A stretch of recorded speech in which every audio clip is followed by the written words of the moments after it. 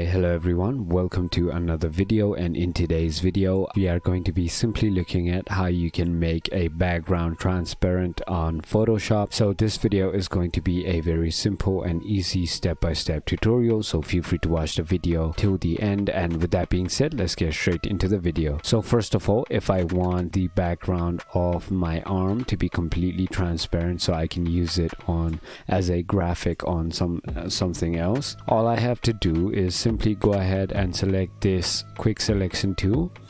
And finally, once you have done that, on the top here you can choose the size of your brush. Finally, once you have done that, you can simply go over your object. It doesn't have to be perfect, but the better you do it, the better it's gonna look. And that is simply how you do it. Now all you're going to do is simply right click, and then over here you want to simply layer via cut. Finally, once you have done that, as you can see that there are two layers formed here. Now you can simply click on the bottom layer, which is going to be the background, and you're simply going to press delete.